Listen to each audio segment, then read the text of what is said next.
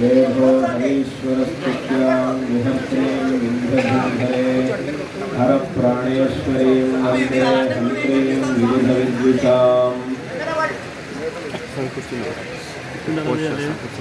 విజయవాడలో విరాజమానమైన జగన్మాత కనకదుర్గా పరమేశ్వరి అమ్మవారి ఈ దివ్య సన్నిధానానికి ప్రాచీన కాలం నుండి శృంగేరి శారదా పీఠం యొక్క జగద్గురువులు తమ యొక్క విజయయాత్రా కాలంలో ఇక్కడికి విచ్చేసినప్పుడు అమ్మవారి సన్నిధికి వచ్చి అమ్మవారి సన్నిధిలో తమ కరకమలముల మీదుగా అర్చనను నిర్వహించి అమ్మవారి సన్నిధిలో లోకక్షేమాన్ని ప్రార్థించడం, సమస్త ఆస్తికుల యొక్క యోగక్షేమాన్ని ప్రార్థించడం అనేటటువంటిది ఆరంభం నుంచి వచ్చినటువంటి సంప్రదాయం. తదనుసారంగా మా పరమ గురువులు జగద్గురు శ్రీ అభినవ విద్యాతీర్థ మహాస్వామి వారు, మా గురువరేణ్యులు జగద్గురు శ్రీ శ్రీ భారతీ తీర్థ మహాస్వామి వారు అనేక పర్యాయములు ఇక్కడికి ఇచ్చేసి అమ్మవారిని అర్చించి అమ్మవారి సన్నిధిలో సమస్త ఆస్తికుల యొక్క యోగక్షేమాన్ని ప్రార్థించి అందరికీ కూడా ఆశీర్వాదాన్ని అందించారు. తదనంతరం వారి యొక్క పరిపూర్ణమైనటువంటి కృపతో, మా గురువుల యొక్క కృపతో ఇంతకుముందు 6 సంవత్సరాల క్రితం ఇక్కడికి మేము యాత్రలో వచ్చినప్పుడు అమ్మవారిని అర్చించాం. ఇవాటి రోజున మళ్ళీ అదే ఒక సందర్భం పునరావృతమైంది. అమ్మవారి సన్నిధిలో ఇవాటి రోజున అర్చనలు నిర్వహించి, మహాపూజలు నిర్వహించి మన యొక్క ఈ సనాతన హిందూ ధర్మం, ఈ సనాతన సంస్కృతి, ఈ భారతదేశం, ఇక్కడ ఉండేటటువంటి ఆస్తికులు సమస్త ప్రజలు కూడా నిరంతరం విశేషమైనటువంటి క్షేమాన్ని పొంది ఈ వైదిక ధర్మం విశేషమైనటువంటి అభివృద్ధిని పొంది విశేషమైనటువంటి ప్రచారాన్ని పొంది భక్తులందరికీ కూడా ఇతోపి అధికమైనటువంటి ధార్మిక శ్రద్ధ ఏర్పడి ఈ ఒక మార్గాన్ని దృఢంగా అవలంబించి తమ యొక్క జీవితాన్ని సార్థకం చేసుకునేట్టుగా అటువంటి ఒక గొప్ప ప్రేరణని అందరికీ కూడా ప్రసాదించి ఈ లోకాన్ని అనుగ్రహించాలి అని అమ్మవారి సన్నిధిలో ప్రార్థన చేశాం. విశేషంగా మనం పురాణ ఇతిహాసాదుల్ని అవలోకన చేస్తే దేవతలు, మహర్షులు, మహారాజులు, మహాపురుషులు, అవతార పురుషుల నుంచి సామాన్య జనుల వరకు అందరూ కూడా దుర్గా అమ్మవారిని అర్చించారు. అమ్మవారి యొక్క అనుగ్రహానికి పాత్రులయ్యారు. తద్వారా తమ జీవితాన్ని సార్థకం చేసుకున్నారు. ఈ విషయానికి ఎన్నో ఉదాహరణలు మనకి పురాణాల్లో కనిపిస్తూ ఉన్నాయి. విశేషంగా మనం మహాభారతంలో చూస్తే అక్కడ మహాభారతంలో స్వయంగా కృష్ణ పరమాత్మ అర్జునుడికి ఒక మాట చెప్తాడు. ఏమిటి అని అంటే, ఇప్పుడు మొత్తం కురుక్షేత్ర యుద్ధానికి సిద్ధమై ఉన్నావు కదా, నేనంతా సిద్ధమయ్యాను అంటాడు. కానీ ఇంకా ఒకటి మిగిలిపోయింది. ఇది కనుక నువ్వు సాధించకపోతే ఈ యుద్ధంలో నీకు జయం అనేది లభించడం అసాధ్యం అని స్వయంగా కృష్ణుడు అర్జునుడికి చెప్తాడు. ఏమిటా పని అని అంటే, నువ్వు తపస్సు చేసి దుర్గా అమ్మవారిని ప్రసన్నం చేసుకోవాలి. దుర్గా అమ్మవారు నీకు ప్రసన్నురాలై నిన్ను అనుగ్రహిస్తే అప్పుడు మాత్రమే నీకు యుద్ధంలో విజయం అనేది సాధ్యం అని స్వయంగా కృష్ణ పరమాత్మ చెప్పినటువంటి విషయం మనకు ఆ మహాభారతంలో అక్కడ భీష్మ పర్వంలో మనం ఆ విషయాన్ని చూడవచ్చు. అప్పుడు వెంటనే కృష్ణుడి యొక్క ఆదేశానుసారం అర్జునుడు వెంటనే అమ్మవారిని ప్రార్థిస్తాడు, తపస్సు చేస్తాడు. అమ్మవారి ఆ తపస్సుకు ప్రసన్నురాలి వెంటనే అక్కడ ప్రత్యక్షమై అర్జునుడికి అనుగ్రహించి విశేషంగా అనేక విధమైనటువంటి అస్త్రాల్ని ప్రసాదిస్తుంది. విశేషంగా ఇప్పుడు ఈ క్షేత్రంలో ఇక్కడ ఉన్నటువంటి ఆ ఒక ఇతిహాసం, ఆ మహాభారతంలో ఉన్నటువంటి విషయం, ఆ రెండింటికి కూడా పరిపూర్ణమైనటువంటి ఒక సామ్యం అనేది ఉంది. కాబట్టి అట్లా అప్పుడు అర్జునుడు అమ్మవారిని స్థుతిస్తూ ఒక స్తోత్రాన్ని కూడా వేస్తాడు. అది కూడా మనకు మహాభారతంలో లభిస్తూ ఉన్నది.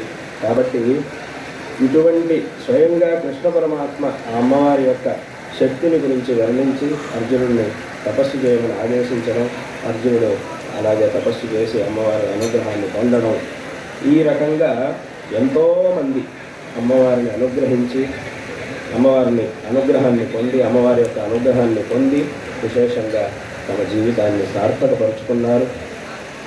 కాబట్టి ఆ జగన్మాత యొక్క ఆరాధన అనేది పరంపరగా మన దేశంలో ఉన్నది. అమ్మవారి యొక్క అనుగ్రహంతో ఈ ఒక వైదిక ధర్మం, మన యొక్క ఈ సనాతన హిందూ ధర్మం, నేను ఎప్పుడో మాట చెప్తూ ఉంటాను, ఏమిటి అనంటే ఇది ఈ సనాతన వైదిక ధర్మం హిందూ ధర్మం అనేది చక్కగా ఉంది అని అంటే అప్పుడు లోకం మొత్తం క్షేమంగా ఉంటుంది. దీన్ని ఎవరైతే ఆచరిస్తారో వాళ్ళు మాత్రమే క్షేమంగా ఉంటారని కాదు. ఎందుకంటే ఈ ధర్మం అనేది మనకి ఎప్పుడూ కూడా నేను మాత్రం బాగుండాలి, నా వాళ్ళు మాత్రం బాగుండాలి, నా పరివారం మాత్రం బాగుండాలి అని అనడం నేర్పించలేదు ఈ ధర్మం మనకి. మొట్టమొదటిది మనం పుట్టినప్పటి నుంచి ఈ ధర్మం మనకి ఏం నేర్పించింది అంటే అందరూ బాగుండాలి, వాళ్ళు వీళ్ళు అనే భేదం లేకుండా లోకా సమస్త సుఖినో భవంతు, సర్వే జనా సుఖినో భవంతు అని అటువంటి ఒక మనస్థితిని ఈ సనాతన ధర్మం మనకి నేర్పించిందే తప్ప ఎప్పుడు కూడా మా వాళ్ళు బాగుండాలి, వీళ్ళు బాగుండాలి అనేటటువంటి ఆ సంకుచిత భావనకి ఇక్కడ అవకాశమే లేదు. అటువంటి ఒక విస్తృతమైనటువంటి దృష్టి మన యొక్క సనాతన ధర్మం మనకి ఇస్తూ ఉన్నది. కాబట్టి ఈ ధర్మం చక్కగా నిలబడింది అని అంటే అప్పుడు సమస్త ప్రపంచము బాగుంటుంది. దీనికి ఏమన్నా ఈ సంకష్ట స్థితి వచ్చింది అని అంటే అప్పుడు ప్రపంచంలో కేవలం దీన్ని అనుసరించే వాళ్ళకి మాత్రం ఇబ్బంది కలగడం కాదు, సమస్త ప్రపంచానికి అది సంక్షోభానికి కారణం అవుతుంది. ఎందుకంటే శాస్త్రం, వేదం మనకేం చెప్తోంది? ధర్మో విశ్వస్య జగత ప్రతిష్ఠ అని చెప్తోంది. ఈ సమస్త ప్రపంచాన్ని ఇస్తుంది. ఎన్నో రోజులుగా పూజ్య గురుదేవులు ఇక్కడికి రావాలని ఆశించి పరితపిస్తూ ఉన్న నాకు ఈరోజు ఒక సదావకాశాన్ని గురువు గారు ప్రసాదించారు. ఇది దుర్గా మల్లేశ్వరుల యొక్క అనుగ్రహంగాను, అలాగే శ్రీశైల భ్రమరాంబ మల్లికార్జునుల యొక్క ఆశీర్వాదంగాను, జ్ఞానప్రసూనంబ కాళహస్తీశ్వరుల యొక్క మహద్ ఆశీర్వచనంగాను నేను భావిస్తూ పుణ్యక్షేత్రాలు కలిగినటువంటి ఈ రాష్ట్రంలో శృంగేరి పీఠం చేస్తున్నటువంటి కృషి సనాతన ధర్మానికి అండగా నిలబడిన తీరు ఆది శంకరుల గారి నుంచి నేటి వరకు ఆ పీఠం నిలబడినటువంటి తీరు బహుశా అద్వితీయమని చెప్పవచ్చు ప్రపంచంలో. అందుకే జగద్గురువులుగా భాషిస్తున్నటువంటి శారదా అమ్మవారి యొక్క ఆశీర్వాదాలతో జగద్గురు పీఠం మనకు దక్కడం, మనకు సమీపంలో ఉండడం, ఆ జగద్గురువు యొక్క కృపా కటాక్ష వీక్షణాలు మన రాష్ట్రం అంతటా ఉభయ రాష్ట్రాల్లోనూ వ్యాపించి ఉండడం మన యొక్క అదృష్టంగా భావిస్తూ రాబోయే రోజుల్లో అత్యద్భుతమైనటువంటి ధార్మికమైనటువంటి కార్యక్రమాలను పీఠం నుంచి ఆశీర్వాదపూర్వకంగా మనకు అందబోతున్నాయి అని భావిస్తూ మా రాష్ట్ర ప్రభుత్వానికి, దేవాదాయ శాఖకు, అలాగే మా దుర్గా మల్లేశ్వర స్వామి దేవస్థానానికి వారి యొక్క అండదండలు ఆశీర్వచనాలు మెండుగా ఉండాలని ప్రార్థిస్తున్నాము. ఈ మధ్యనే మనం తలపెట్టినటువంటి ఎన్నో కార్యక్రమాలు భగవద్ ఆశీర్వచనం వల్ల పరమ గురువుల యొక్క కరుణా దృష్టి వల్ల పూర్తి అయినాయి. ఎంతో కాలంగా మిగిలి ఉన్నటువంటి శివాలయం ఈరోజు గురువు గారు అర్చన చేస్తుంటే మనసు పొంగిపోయింది. అభిషేకం చేస్తుంటే 5 ఏళ్లుగా మూతపడినటువంటి ఆలయం ఈ మధ్యనే ప్రారంభానికి నోచుకుంది. అత్యద్భుతమైనటువంటి ఆలయంగా ఆంధ్ర రాష్ట్రంలోనే ఒక గొప్ప ఆలయంగా నిలబడబోతోంది. అటువంటి ఆలయం పూర్తి కావడం, మరి సంగా నరసింహరావు గారు అనేటువంటి ఒక పరమ గొప్ప దాత ఆ యాగమండపాన్ని పూర్తి చేసి 36 స్తంభాల యాగమండపాన్ని అత్యద్భుతంగా తీర్చిదిద్దడానికి వెనక ఉన్నటువంటి కారణం గురుదేవుల యొక్క ఆశీర్వచనమే. అది పెద్ద గురువు గారు ఇక్కడికి వచ్చినప్పుడు పెద్ద స్వామివారు ఇచ్చినటువంటి ఆనతి మేరకు దాదాపు 10 సంవత్సరాలు ఆయన కాచుకుని ఆ మాట కోసం ఈరోజు సంపూర్ణంగా చేసి గురువుల గారి యొక్క పాద స్పర్శతో ఆ యాగశాల పునీతమైందనిగా నేను భావిస్తున్నాను. ఆయన జన్మ ధన్యమైంది. మాకు బహుశా ఇటువంటి చారిత్రకమైన అవకాశం అని నేను అందుకే అంటున్నాను. మరి ఇలాంటి ఒక దేవాలయంలో కనకదుర్గ వైభవాన్ని రాగానే కనకదుర్గ వైభవం ఇక్కడ ఏమి సరైనటువంటి గ్రంథాలు లేవు, మూల చరిత్ర తెలిపేవి, మూల విషయాలను తెలిపే గ్రంథాలు లేవని అడిగినప్పుడు సీతారామాంజనేయ శర్మ గారు వెంటనే కూర్చొని పురాణాల నుంచి, వేదాల నుంచి, శాస్త్రాల నుంచి దుర్గా అమ్మవారి యొక్క వివిధ రకాలైనటువంటి అంశాలను సేకరించి అందులో ప్రస్తావించడం, కనకదుర్గ వైభవంగా ఆ పుస్తకాన్ని మనం అమ్మవారికి సమర్పించడం, అందుకు గురుదేవుల అనుగ్రహ భాషణాన్ని అందులో పేర్కొనడం మా యొక్క అదృష్టంగా నేను భావిస్తున్నాను. అంత దూరంలో ఉన్నారనే చింత లేకుండా ఏదో రకంగా నాకు ఆ పరంపర కొనసాగడం నా యొక్క పూర్వజన్మ సుకృతం. మా తల్లిదండ్రులు ఆ పీఠానికి ఆ పాదపూజ చేసిన పుణ్యమో ఏమో ఈరోజు రాయదుర్గంలో శంకర మఠంలో మేము చేసుకున్నటువంటి భాగ్యం అది. ఆయన్ను చిన్నప్పటి నుంచి అర్చించుకున్నటువంటి పుణ్య విశేషంగా నేను భావిస్తున్నాను. అలాగే అపౌరుషేయం శ్రీ మహాభాగవతం అనేటువంటి ఒక గ్రంథం ఉందని కూడా తెలియనటువంటి గ్రంథం. ఎప్పుడో అది అపౌరుషేయం అని ఎందుకన్నారంటే అమ్మవారిని బ్రహ్మ ప్రార్థించాడు, అమ్మ నీ యొక్క శక్తిని తెలియలేకున్నాను, నేను ఏం చేయాలి, ఎక్కడుంది, నాకు నీ గురించి తెలియాలి అంటే నా పాదాల చెంత చూడు, నీకు అక్కడ దొరుకుతుంది అని అంటే అప్పుడు ఆయన అమ్మవారి పాదాల చెంత ఆ అపౌరుషేయమైనటువంటి ఆ సంపత్తిని తీసుకున్నారని, అది తర్వాతి తరాలకు అందించారని అందులో పేర్కొనబడి ఉంది. ఏది ఏమైనా మన దగ్గర లేదు, భారతదేశంలో హ్యాంబర్గ్ యూనివర్సిటీలో ఉన్నటువంటి అతి పురాతనమైన గ్రంథం. ఈ భాగవతం కన్నా ముందు ఉద్భవించిందేమో అని నాకు కొన్ని అవసరం అయితే క్షమించండి, నాకు కొన్ని విషయాలు తెలియవు. మరి అంతటి ప్రశస్తమైన గ్రంథాన్ని గురువు గారి చేతుల మీదుగా, స్వామివారి చేతుల మీదుగా ఈరోజు సంస్కృత గ్రంథాన్ని ఆవిష్కరించాము. తెలుగు గ్రంథాన్ని ఇంతకు ముందే ఆవిష్కరించిన మాట వాస్తవం. అందువల్ల సంస్కృత మూలాన్ని, ఆ సంస్కృత మూలం ఉంటే భారతదేశంలో నిలబడుతుందని నమ్మకం చేత సంస్కృత మూలాన్ని ఎన్సీఆర్టీ వాళ్ళ సహాయకారం చేత దాన్ని ముద్రించాము. అది స్వామివారి చేతుల మీదుగా ఆవిష్కరించడం మాకు చాలా సంతోషాన్ని ఇస్తుంది. ఇలా మా దేవస్థానం అర్చకులు, వేద పండితులు, పరిచారకులు, తర్వాత మా సిబ్బంది అందరూ కూడా ధర్మానికి చేయడానికి నా మాటగా నా వెంట వస్తూ అనేక కార్యక్రమాల్లో నిమగ్నమై ఈ సంవత్సర కాలంగా చాలా గొప్ప మంచి పేరు తెచ్చుకొని దసరాలు, 2 దసరాలు, మొన్న దసరా మరీ 15 లక్షల మంది దాకా వచ్చి ఈ ప్రాంతమంతా అమ్మవారి నామస్మరణతో నిండిపోయింది. ఇటువంటి సంక్లిష్టమైనటువంటి పరిస్థితుల్లో కూడా చిన్న ఆలయమైన, చిన్న ప్రదేశమైన అన్ని లక్షల మందిని చేయగలగడంలో మీ ఆశీర్వాదం, అమ్మవారి దయ ఉన్నాయని భావిస్తూ మీ యొక్క ఆశీర్వాదం మా దేవస్థానం పైన, దేవస్థానం సిబ్బంది పైన, ముఖ్యంగా మాకు వేద పాఠశాల ఉంది, అది సంపూర్ణమైన వేద పాఠశాలగా చేయాలని మా తపనకు మీ ఆశీర్వాదం ఇవ్వాల్సిందిగా ప్రార్థిస్తూ ఈరోజు మేము చాలా చాలా ధన్యులమని మీకు తెలియజేస్తూ మీ అనుగ్రహ భాషణాన్ని కొనసాగించాల్సిందిగా మనస్ఫూర్తిగా ప్రార్థిస్తున్నాను. మీ గురుభ్యో నమః.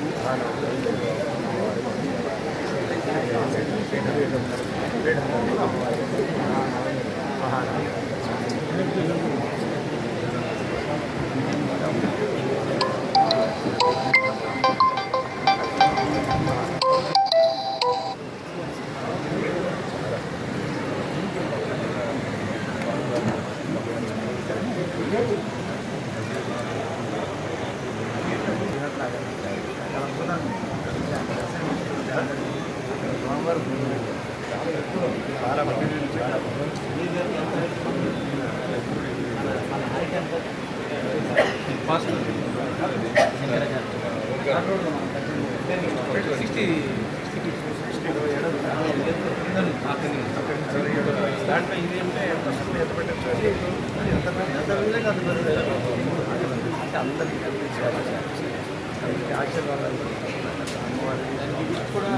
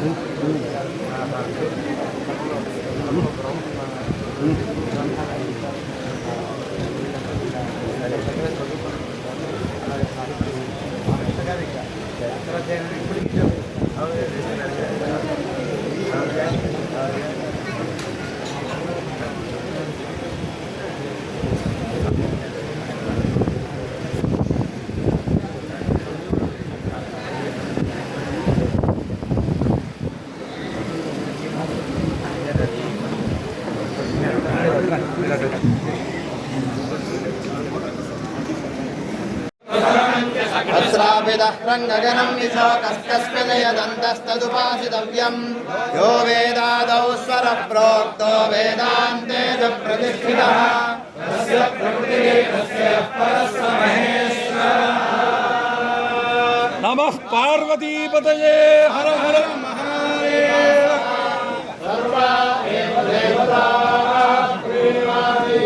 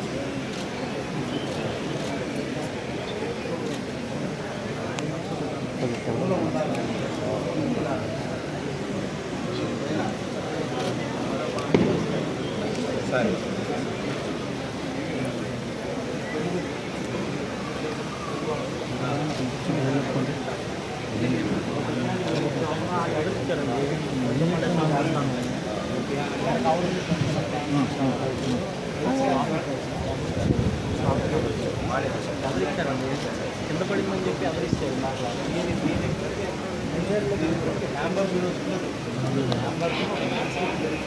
వాళ్ళు కూడా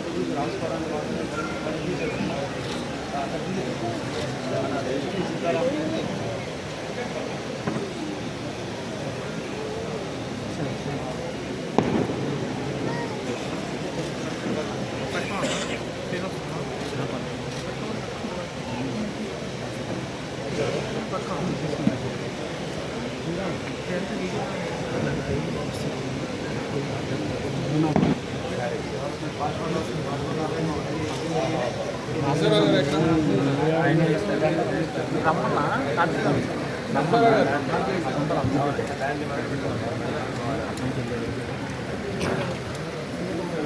శ్రీ మాత్రే నమః. దయచేసి అందరూ కూర్చోవలసిందిగా విజ్ఞప్తి.